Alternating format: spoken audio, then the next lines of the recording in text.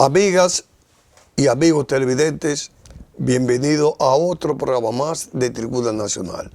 Hoy nos acompaña el profesor Miguel San Ben, con quien vamos a hablar sobre la situación política de América Latina. Y además, él es profesor de Economía de la Pontificia Universidad Católica Madre y Maestra Pucamaima. Miguel San Ben ocupó diferentes posiciones en el Estado Dominicano. Pero antes de entrar en detalles de esta interesante entrevista con el profesor Miguel San Ben, quien es también politólogo, vamos a unos mensajes comerciales.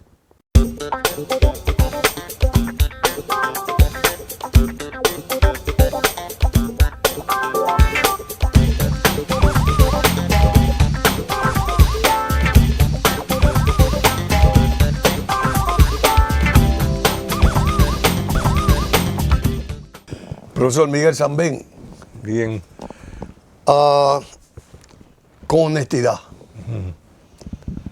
América Latina va rumbo igual que Europa a la derecha. Mira, a la vista están por los cambios electorales que ha habido en los últimos, desde el caso de Bolsonaro, que Lula, pero después cambió Lula y está Lula ahora, pero de todas maneras, ese cambio fue importante. Ahora aspira al hijo de Bolsonaro. Sí, eso es parte de ese baile entre dos. Se necesitan dos para bailar. Entonces, desde la Segunda Guerra Mundial, si ustedes quieren la historia política un poquito antes, desde la Primera Guerra Mundial hasta ahí llegó en la formación de las dos grandes ideologías.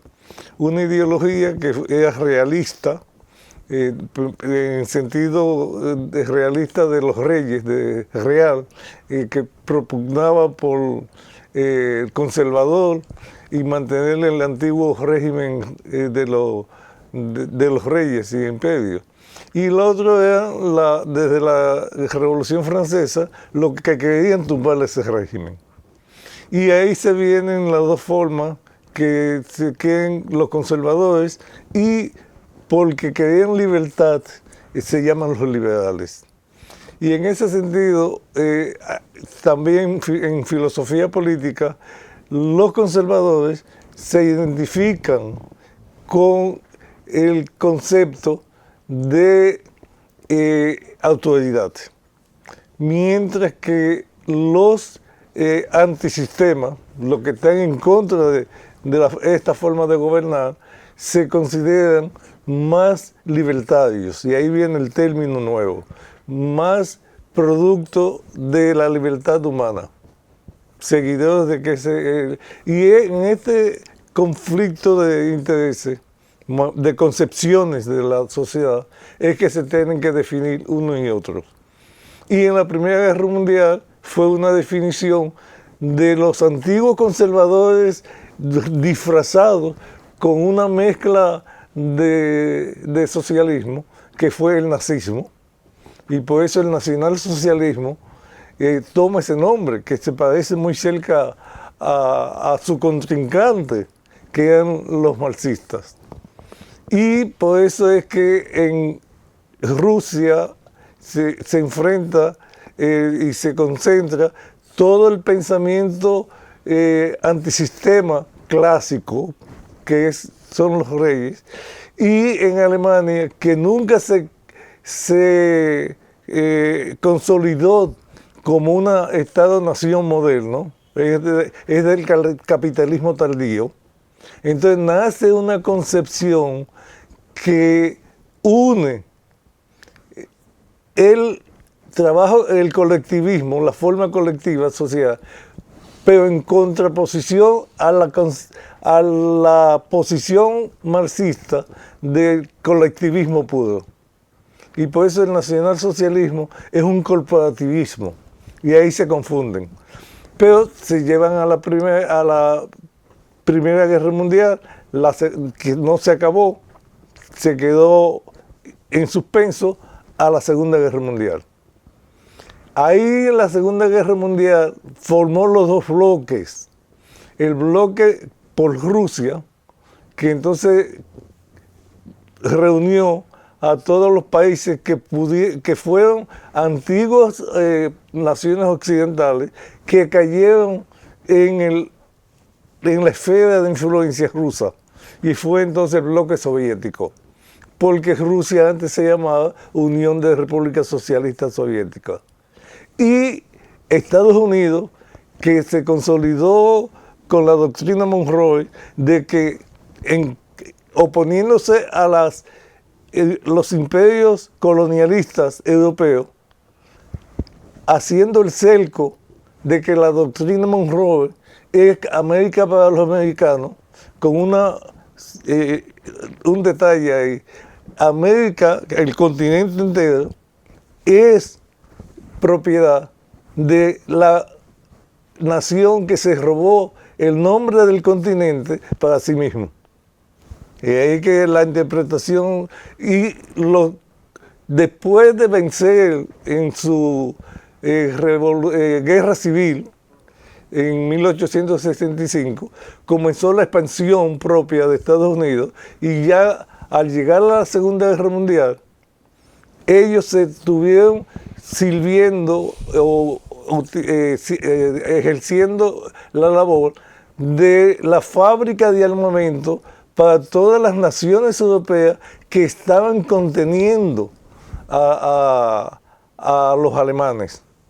Y por lo tanto, pelearon solamente al final, simplemente porque los japoneses despertaron al monstruo con Pearl Harbor. Estados Unidos se involucró con esa excusa, pero Estados Unidos siempre esperó el último momento y que peleen por ellos. Y ahí es que viene que, como no hubo conflicto en territorio norteamericano, ellos fueron los que llegaron completo, entero, con su economía no afectada, a la victoria en 1945. Por lo tanto, Estados Unidos comenzó, y sería muy largo explicar, que el desastre de las negociaciones de paz en la Primera Guerra Mundial fue lo que produjo la Segunda Guerra Mundial. Y se trató de evitar repetir esa experiencia de la Primera Guerra Mundial en la solución de la paz. Y en vez de obligar a Alemania, como provocadora de la Primera Guerra Mundial, a pagar en el Tratado de Versalles, a pagar una indemnización, lo que hicieron fue crear el Plan Marshall para que Estados Unidos, con sus capitales, ayudaran a Alemania. No pasó lo mismo con Japón, porque Japón utilizaron los norteamericanos el argumento de que Japón hizo un ataque a traición, el de Pearl Harbor. Y por lo tanto no le impusieron, no les hicieron beneficiarios del Plan Marshall. Pero de todas maneras tampoco porque no lo exprimieron o lo hicieron alguna represalia, porque ahí mismo sucedió la Guerra de Corea. 1 millón de chinos invadieron la península de Corea, y Estados Unidos, a los 3-4 años de la Segunda Guerra Mundial, tuvieron que enfrentar a ese 1 millón de chinos que ocuparon casi toda la península de Corea. Solamente la puntita final, Incheon, no fue ocupada. Y esa reacción, entonces, dejaron mano suelta a Japón y se dedicaron a Corea. Corea definió, porque ahí fue los bloques, los dos extremos, los dos polos de la Guerra Fría. ¿Y por qué se le llama fría? Porque lo que se quiso evitar es que se produjeran de nuevo guerras calientes de las dimensiones de la Segunda Guerra Mundial. Lo que sí se permitió después de la Segunda Guerra Mundial fueron guerras calientes en pequeño, entre súbditos. Y ahí viene que se incluye Vietnam, se incluye la guerra de Malasia, que no es muy conocida, entre los ingleses, etc. Digo, los ingleses contra los malayos. Por lo tanto, esa división fue que consolidó una división ideológica que fue dividir al mundo entre comunismo y capitalistas. Pero son dos fuerzas que conforman la sociedad humana. Y todos tenemos parte de lo mismo, porque somos civilización humana por la solidaridad humana. Pero el progreso, la generación de riqueza, es el uso de la tecnología por el esfuerzo individual. Y ahí es que debemos tener conciencia de que para ser humano hay que hacer las dos cosas. Pero la historia nos ha hecho ir de un lado a otro, y por motivos ideológicos. Y es lo que se está volviendo a suceder. Como estamos en el preámbulo de la Tercera Guerra Mundial, y esto es los preparativos, todo lo que sucedió en Europa con la guerra franco-prusiana, que fue previa a la Primera Guerra Mundial. Entonces nosotros estamos evaluando, siguiendo el mismo patrón histórico, a que este es el preludio de la Tercera Guerra Mundial. Ya. Profesor Miguel Sambén y amigos televidentes, vamos a unos mensajes comerciales para luego seguir con esta interesante entrevista con el profesor de Economía y politólogo Miguel Sambén.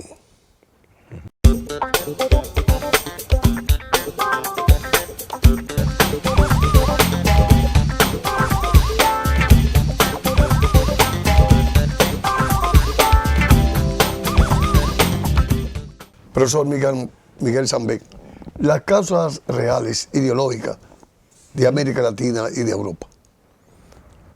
Fíjate, entonces estamos ligados directamente, en cierta forma, la división por razones ideológicas, como expliqué en el segmento anterior, dividió a los dos bloques y cada bloque quería ser vitrina del desarrollo que se logra siguiendo su ideología. Y por eso los países occidentales, a través de Estados Unidos y las organizaciones resultantes de las negociaciones del fin de la guerra, que son el Fondo Monetario Internacional, esa organización internacional, Fondo Monetario, Banco Mundial, y alguien que no funcionó en ese momento, que es la Organización Mundial del Comercio, pero que se dio 50 años después. Porque Estados Unidos, en su mente proteccionista, no firmaron el acta de la antigua y se quedó en el GATT, en simplemente acuerdo tarifario. Y 50 años después se firmó. Que un poquito de orgullo es que este servidor fue, cuando fui ministro, el firmante por República Dominicana del acta constitutiva de la OMC, de la Organización Mundial del Comercio. Y por eso es que la idea de que con el comunismo hay fracaso, pero ¿qué querían hacer los comunistas? Que eran los países que tenían un desarrollo sostenido. Y se le gastó la gasolina. Porque verdaderamente en unos fallos teóricos de economía, el marxismo estaba con muy poco soporte técnico económico para poder producir desarrollo. solamente un ejemplito. Los marxistas solamente creían que la mercancía eran los bienes materiales, que los servicios no eran mercancía y por lo mismo no la contabilizaban como Producto Interno Bruto. Y ya la concepción marxista hacía que el mercado no lo vean como dinámico, sino que tenemos tanta población, necesitan tal cosa, ¿cuántos son? 10 millones, entonces 10 millones de zapatos. Cuando sabemos todo que el mercado es dinámico, porque el mercado es psicológico y está formado por los gustos, por la tendencia de la moda, etc. Y no podemos uniformar a todo el mundo. Porque no puede ser estático. Es que la mente humana se va desarrollando. Y lo que hemos visto en el siglo XX es que entramos al XXI a una velocidad que es una velocidad que se le llama del tiempo psicológico, que nosotros ya no tenemos capacidad mental de procesar todo lo que estamos viviendo. Y por eso es que hay un desajuste. Y por lo tanto, en 1989, la Unión Soviética Cayó. implosionó, o sea, explotó hacia adentro. ¿Y por qué? Porque no producía suficiente alimento por las grandes nevadas que tuvo.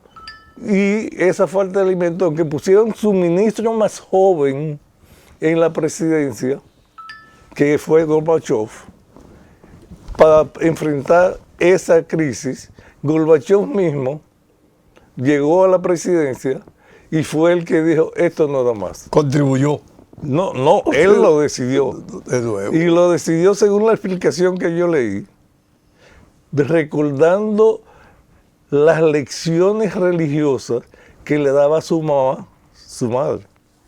Y por eso es que cuando Putin viene, el basamento ideológico que toma Rusia es el acuerdo que hace Putin con la Iglesia Ortodoxa rusa para que sea el soporte de las acciones que él hace. Y en ese sentido ustedes pueden ver cómo el metropolita, así se llama en la religión ortodoxa, de Moscú, está apoyando a Putin, en Ucrania. Mientras que el metropolita de Kiev está apoyando a Ucrania como tal. ¿Y cuál es una razón fuera del contexto? De que Putin le ha prometido al metropolita de Moscú hacer la sede principal por encima de Kiev. Porque en la iglesia ortodoxa no hay un Vaticano. Cada país tiene su... Pero bien, en ese sentido es que viene y se refleja esa disolución de Europa, de la Unión Soviética, se refleja en los países comunistas fuera y una excepción que te explico rápidamente es China, porque China, como venía con un distanciamiento de Rusia desde el pleito de los años 60, se venían distanciando, y la política de Nixon cuando Kissinger fue meterse y apoyar a China para dividirlo de Rusia, distanciarlo de Rusia. Entonces cogió una vía diferente, que fue que creó el capitalismo de Estado. Ya dejó todo eso de planificación. Y si ustedes, para poder entenderle en una frase, por qué China ha logrado el desarrollo en 30 años, fue porque desbarató su sistema de planificación central, que es lo que señala o distinguía a la economía socialista, y lo bajó al nivel de ciudades. Desbarató el nivel central, lo bajó a las provincias y las provincias lo bajaron a las ciudades. Entonces hay una competencia de desarrollo de cada provincia.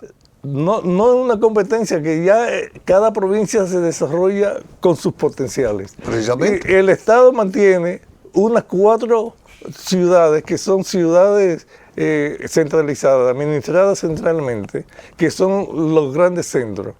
Y por eso es el gran desarrollo de China. Se quedaron huérfanos, y ahí viene la tragedia del Che, que él en los 60, en este diferencio, es que él tenía que escoger, y es historia. No estamos hablando de eso ahora. Ya. Pero de todas maneras los partidos comunistas en América Latina se quedaron huérfanos, y por lo tanto los regímenes comunistas en América Latina se quedaron, huérfanos también. No solamente el partido, sino sus gobiernos. Y ahí es que viene que comenzaron a tener problemas económicos. Y con los problemas económicos es que el país más envidiado de América Latina, Venezuela, viene y cae a ser lacayo de Cuba, por las razones que habría que explicar. Y ahí es que viene el desastre, por qué la derecha está resurgiendo, tratando con el predicamento de que los marxistas lo han hecho mal en el gobierno. Miguel Sambén, lamentablemente el tiempo ha sido determinante para que esta entrevista haya concluido. Sin embargo, todavía unos cuantos segundos para que tú te despidas de lo que te están escuchando y viendo. Bien, miren, lo interesante de la situación, que lo doy como mensaje final, es una clave para explicarse el por qué los outsiders, o sea, los que nunca han estado en política propiamente dicho, están surgiendo como presidenciables. Y es este fenómeno, porque la política tradicional, basada en las 2 ideologías claras, han sido fracasos, tanto por la derecha como por la izquierda. Entonces, sus formas radicales son las que están tomando protagonismo. Y esto es lo que está sucediendo en esta serie de elecciones que se han dado en América Latina. Todos son outsiders y fórmulas políticas nuevas. Y eso deberíamos tener presente, que va a suceder en República Dominicana. Amigas y amigos televidentes, hoy estuve con nosotros el profesor Miguel Sambén. A ustedes les damos las gracias y yo espero que estén conmigo en otro programa más de Tribuna Nacional.